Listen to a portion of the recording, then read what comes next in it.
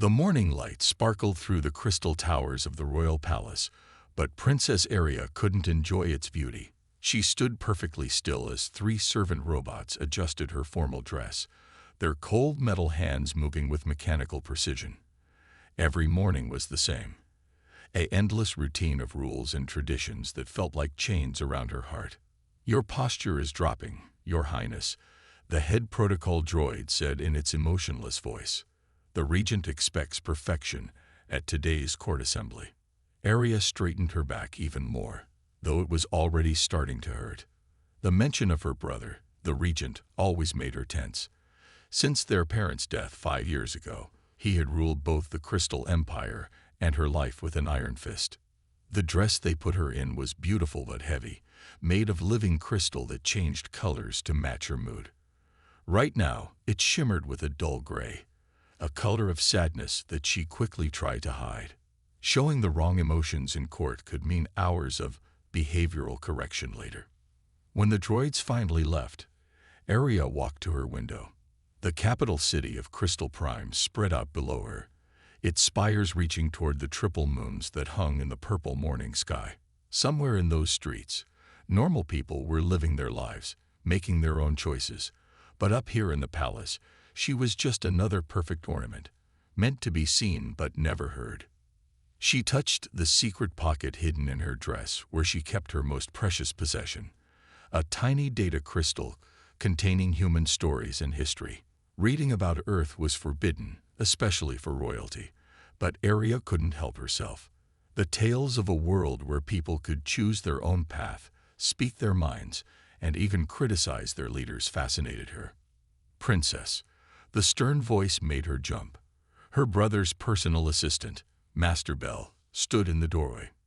His thin face showed disapproval at finding her by the window instead of preparing for court. "The regent requires your presence immediately." Aria followed Master Bell through the twisting crystal corridors.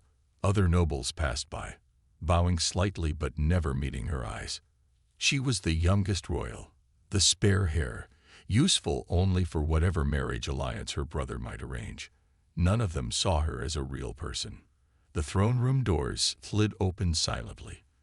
Regent Thomas sat on the crystal throne, which sparkled with sharp, aggressive patterns that matched his mood. He didn't look up from his data screens as Aria approached and bowed. "Sister," he said finally, his voice cold. "The trade negotiations with the humans begin next week. You will attend all formal functions and demonstrate our cultural superiority. No mistakes will be tolerated." "Yes, brother," Aria replied softly, keeping her eyes down. Inside, her heart beat faster at the mention of humans. Real humans coming here. But she knew better than to show any excitement. "I've heard disturbing reports," Thomas continued, "about you spending time in the historical archives. Such knowledge is unnecessary for your position. You will focus solely on your ceremonial duties from now on." Aria felt her chest tighten. The archives were her only escape, her only way to learn about the galaxy beyond their empire. "But brother, surely understanding other cultures would help me better represent our people." The regent's face darkened. "Questioning my decisions again, sister. Perhaps another session with the behavior modification specialists would help you remember your place." "No," Aria said quickly, hating how her voice shook. "I apologize for my presumption. It won't happen again." Later, alone in her chambers, Aria pulled out her hidden data crystal and held it tight. Tears rolled down her cheeks as she whispered the words she'd memorized from a human book. "We hold these truths to be self-evident, that all beings are created equal." The crystal in her dress began to shine with a deep blue color, the color of determination. Maybe the human delegation would bring changes to their empire. Maybe they would bring something even more precious: hope. The message arrived during breakfast. Lord Rex of the Mountain Territories had asked for Aria's hand in marriage. She sat in her private dining room, staring at the glowing crystal tablet while her untouched food grew cold. "This is a great honor," Master Bell said, standing stiffly beside her chair. "Lord Rex controls the largest crystal mines in the Empire. The regent has already approved the match." Aria's hands shook. She had met Lord Rex once, at a royal gathering. He was a cruel man who treated his servants like dirt and had gone through 3 wives already. Some said the previous wives had died in accidents, but no one dared investigate a noble so powerful. "I won't marry him," Arya said quietly. Master Bell's eyes widened. "Princess, you cannot refuse. The alliance is too important." I said no. Arya stood up, her dress crystals flashing angry red. "I won't be another wife for him to break." The throne room doors seemed heavier than usual as Arya pushed them open. Her brother sat with his advisors, discussing the upcoming human delegation. They all turned to stare at her unexpected entrance. "Sister," Thomas said coldly, "explain this interruption." "I will not marry Lord Rex," Arya announced, her voice stronger than she felt. "He is cruel and dangerous. I refuse." Silence fell over the throne room. The advisors looked at each other nervously. No one had ever heard the quiet princess speak so boldly. Thomas stood slowly, his face dark with anger. "You dare defy me? After everything I've done to maintain our family's power." "Please, brother," Arya tried one last time. "Don't force this marriage. I'll do anything else." "Enough." Thomas's voice echoed off the crystal walls. "Guards, take my sister to her chambers. Remove her royal clothing and privileges. Since she acts like a common servant, she can live as one until she learns her place." The guards grabbed Arya's arms. She didn't resist as they dragged her away, but she kept her head high. Better to be a servant than Lord Rex's prisoner. They stripped her of her royal dress, replacing it with the plain gray uniform of palace workers. Her beautiful room was exchanged for a tiny servant's cell deep in the palace's lower levels. But worst of all, they took her precious data crystal with the human stories. The next morning, Arya reported to the head of house services. The old woman looked at her with a mix of pity and satisfaction. "You'll clean the guest quarters," she said. "The human delegation arrives in 3 days. Everything must be perfect." For the first time in her life, Arya's hands grew rough from work. She scrubbed floors, changed bedding, and carried heavy loads. The other servants avoided her, afraid of being associated with a fallen royal. The nobles who passed by pretended not to see her, though she could hear them whisper and laugh. But Arya refused to break. Each night, exhausted in her small cell, she recited the human words she had memorized. "We hold these truths." The words gave her strength. One evening, while cleaning near her brother's private office, she heard voices through the door. "The humans arrive in 2 days," Thomas was saying. "Everything is prepared." "Yes, my lord," another voice replied. "The girl has no idea she'll be blamed for their deaths. The evidence has been planted perfectly." Arya's heart stopped. Deaths? Evidence. She pressed closer to the door. "Once the human delegation is eliminated," Thomas continued, "we'll blame it on terrorists from the rival empire. My sister's involvement will be discovered, and she'll be executed for treason. War will follow, and our weapons manufacturers will make us all very rich."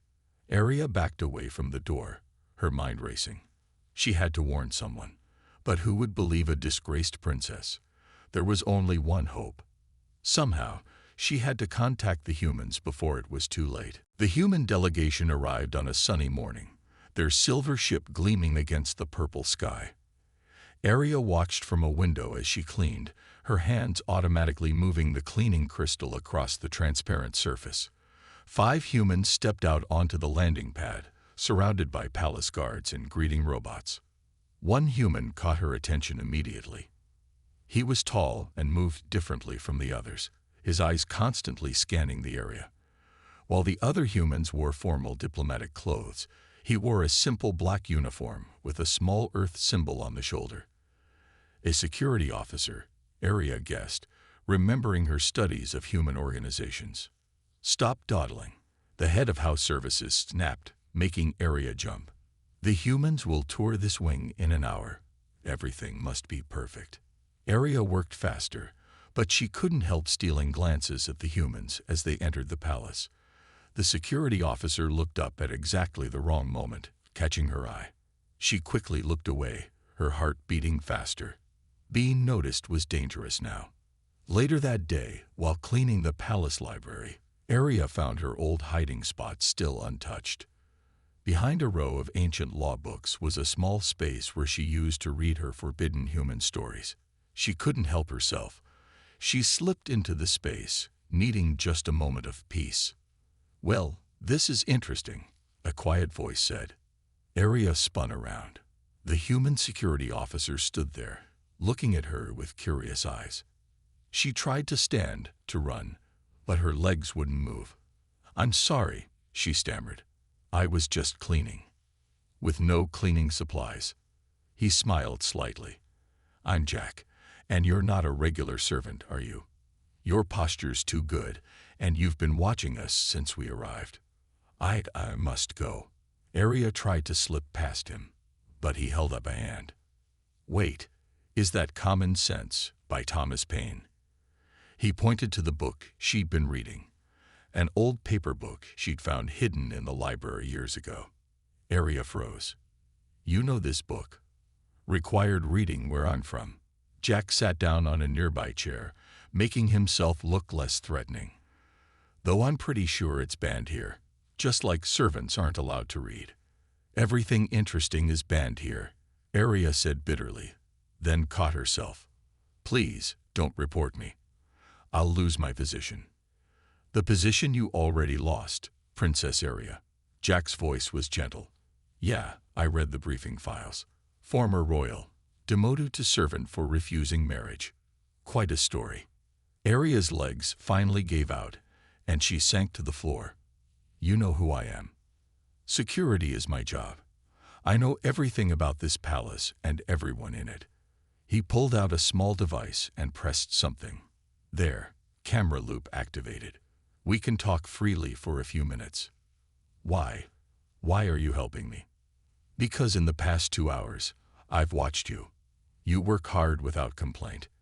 You're kind to the cleaning robots when nobody's looking.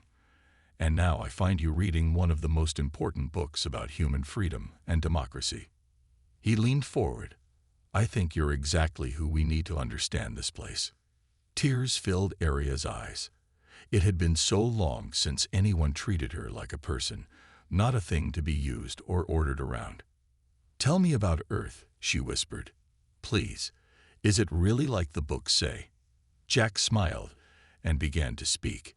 He told her about cities where anyone could live anywhere they wanted, about schools where everyone could learn anything, about elections where people chose their own leaders, about art and music created freely, not just for the noble's pleasure.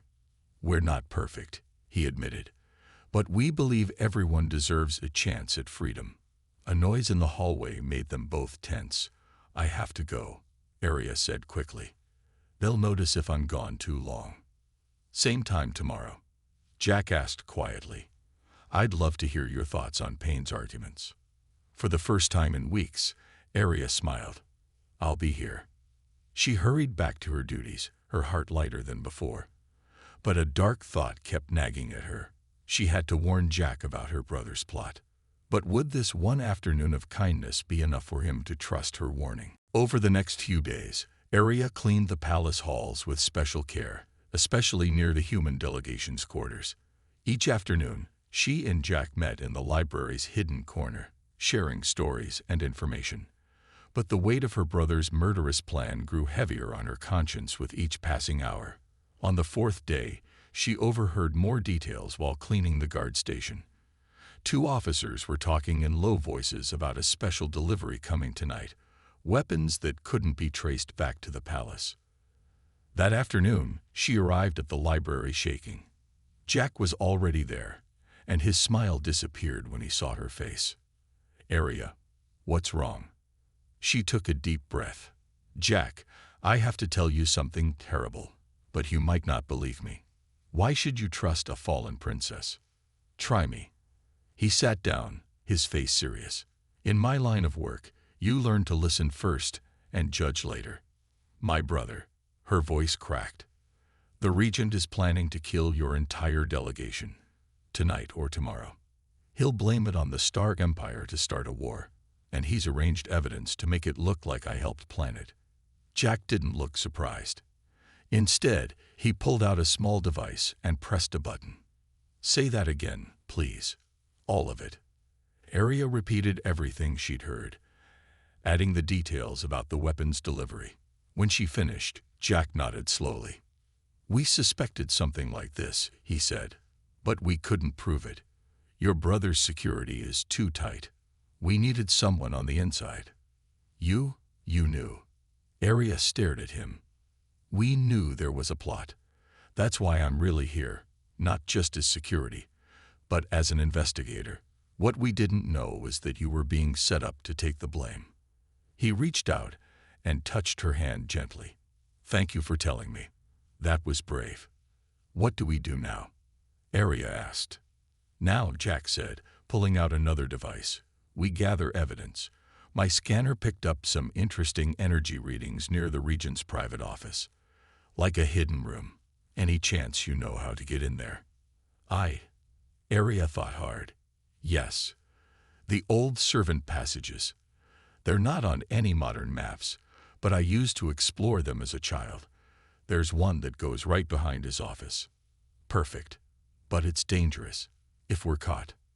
"I'll be executed anyway once he frames me," Arya said firmly. "At least this way I'm fighting back." They planned carefully. Arya's cleaning duties gave her an excuse to be almost anywhere in the palace. Jack used his security clearance to access restricted areas. Between them, they mapped out a route to the hidden room. That night, after most of the palace slept, Arya led Jack through narrow passages she hadn't used in years.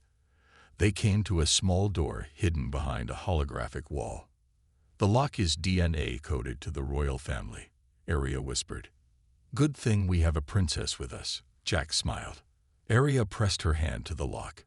It clicked open softly, revealing a room full of computer terminals. Jack moved quickly, plugging devices into various ports while Arya kept watch. "Got it," he said after a few tense minutes. "Financial records, weapon shipments, communication with assassins, everything we need to expose the plot." Suddenly, footsteps echoed in the hallway outside the office. Arya grabbed Jack's arm and pulled him back into the secret passage just as the office door opened. Through a tiny crack, they saw Thomas enter with Master Bell. "Is everything ready for tomorrow?" Thomas asked. "Yes, my lord. The weapons are in place. When the humans die, war will be inevitable. And my sister, the evidence has been planted in her cell. She'll be executed before she can deny anything." Arya's hand found Jack's in the darkness. He squeezed it gently, a silent promise of protection. They had the proof now, but could they get it to the right people before it was too late? The alarm sounded just as Arya and Jack reached the servant quarters. High-pitched crystal tones echoed through the palace halls, making the windows vibrate. "They've discovered the break-in," Jack said, quickly checking his data device. "We have maybe 10 minutes before they lock down the whole palace."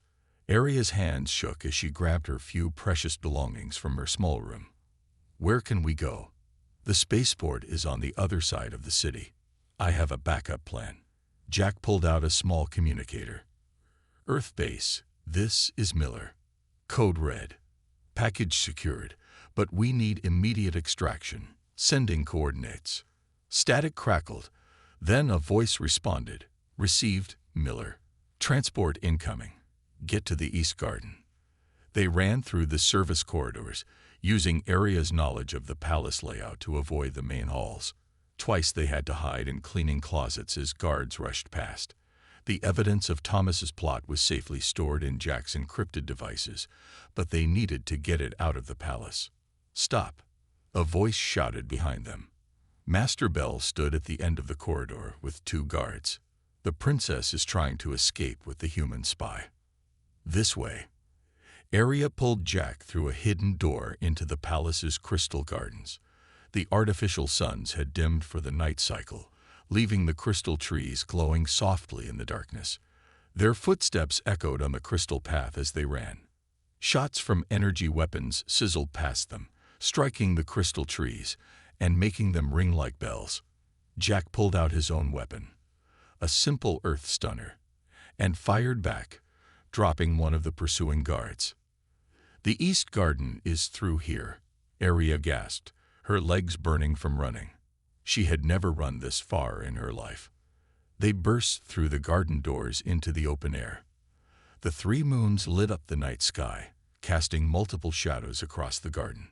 More guards were coming from both sides. "Where's our ride?" Arya asked, fear creeping into her voice. "Trust me," Jack grinned, pulling her behind a large crystal fountain. "Earth doesn't leave its people behind." A deep humming filled the air. The guards looked up in confusion as a dark shape appeared in the sky, seeming to come from nowhere. It was a small Earth shuttle, its stealth systems deactivating as it descended toward the garden. "Freeze!" Thomas's voice rang out across the garden. Arya's brother stood at the garden entrance, surrounded by elite guards. "Sister, you disappoint me yet again. Consorting with human spies, stealing state secrets. The only secrets we stole were proof of your crimes." Arya shouted back. "Plans to murder innocent diplomats, to start a war for profit." The shuttle landed behind them, its rear door opening with a hiss. Jack fired his stunner again, keeping the guards back. "Get in," he yelled to Arya. "You'll never make it off-world," Thomas snarled. "Our defense systems will shoot down any unauthorized ship." "Good thing we have authorization then," Jack said. He pulled out an official diplomatic card. "Your own trade agreement gives Earth ships diplomatic immunity. You can't legally touch us." Arya felt a moment of pride. Her brother's own complicated laws and treaties were being used against him. She climbed into the shuttle, Jack right behind her. The door began to close. "This isn't over," Thomas screamed, his face twisted with rage. "I'll hunt you across the galaxy." "No, brother," Arya said quietly, though she knew he couldn't hear. "For me, it's just beginning."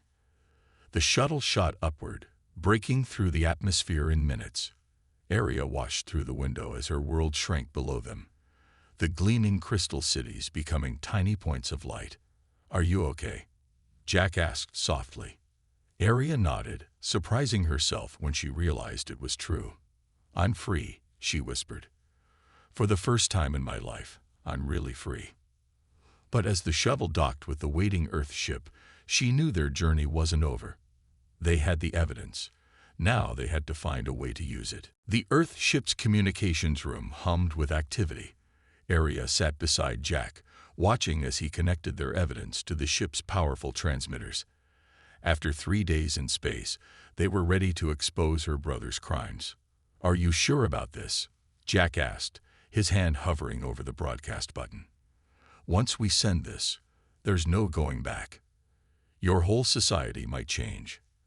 "That's what I'm hoping for," Arya said firmly. She looked at the screen showing her recorded message. In it, she wore simple Earth clothes, not royal crystal robes. "My people deserve to know the truth." Jack nodded and pressed the button. Their broadcast overrode every communication channel in the Crystal Empire. On thousands of screens, in homes and public spaces, Arya's face appeared. "People of the Crystal Empire," she began. "I am Princess Arya. You were told I was a traitor. The truth is far different." She explained everything. Thomas's plot to kill the humans, his secret weapons deals, his plans for war.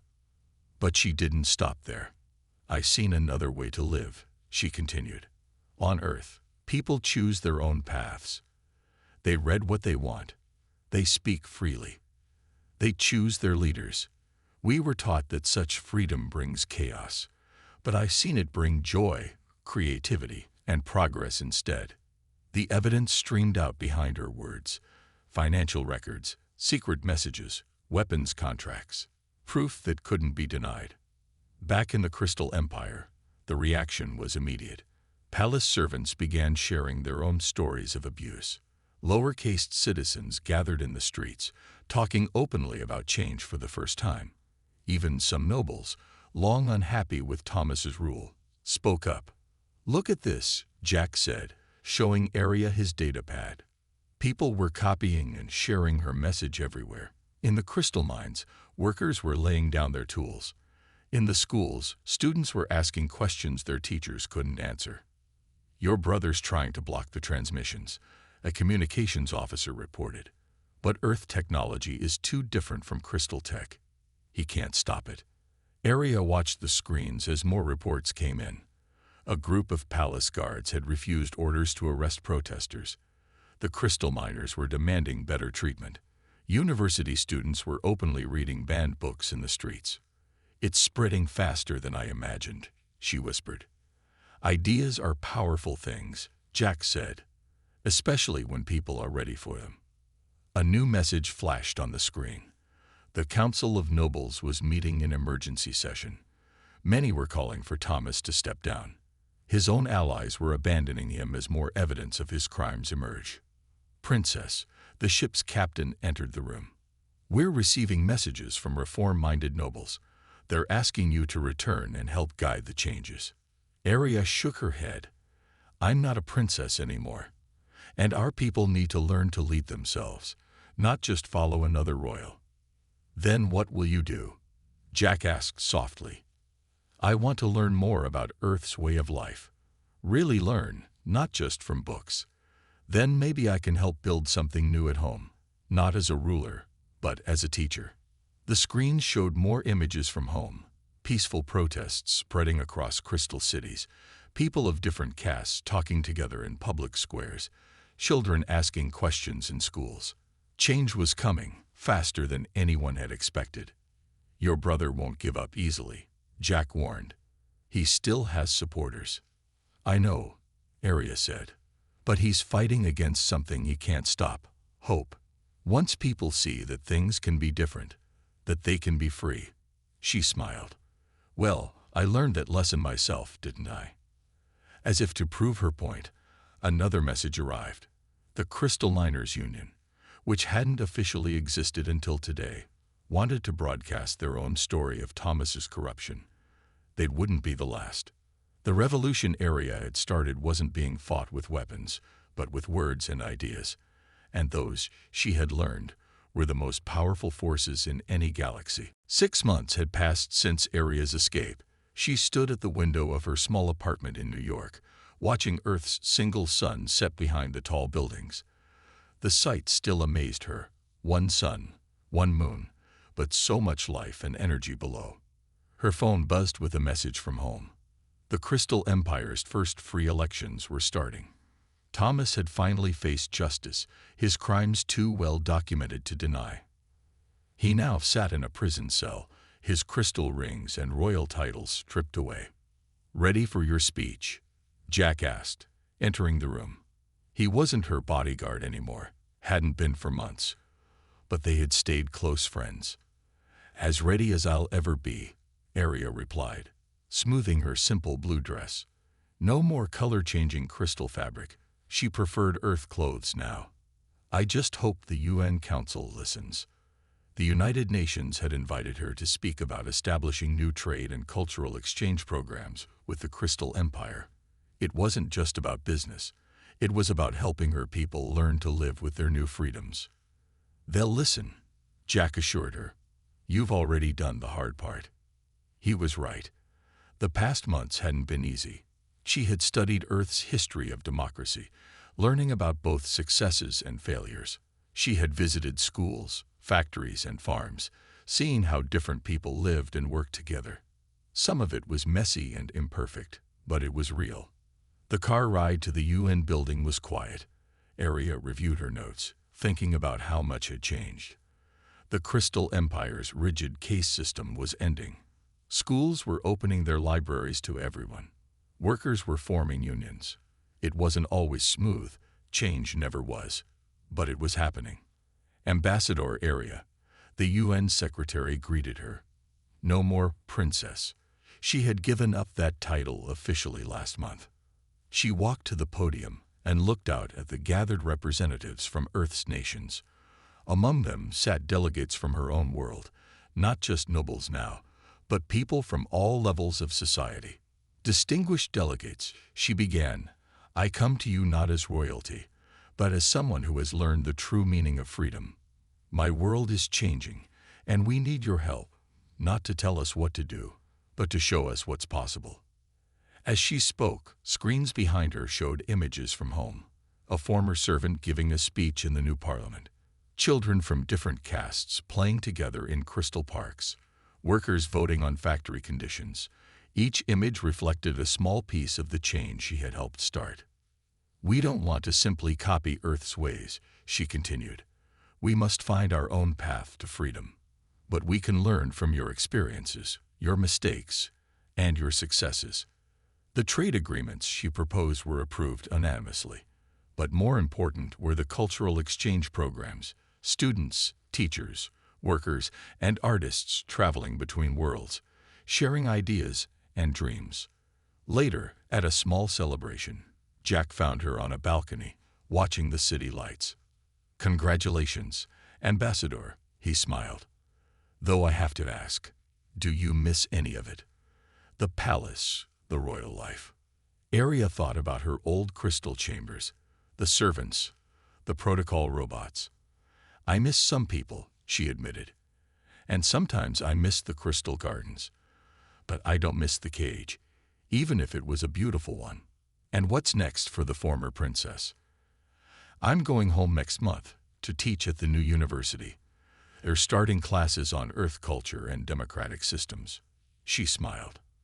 But I'll be back. Earth has become my second home. You've come a long way from that hidden library corner, Jack said softly. We all have. Arya looked up at the stars, knowing her homeworld was out there somewhere. But that's what freedom means, doesn't it? The chance to choose your own path, make your own mistakes, find your own way. The night was clear, and she could see more stars than ever before. Each one represented another world, another possibility. Her journey had started with a simple act of defiance, refusing to accept the life others had planned for her. Now that same spirit was helping to transform her entire society. It wasn't a perfect ending. Real life never had those. There would be more challenges, more changes, more hard work ahead.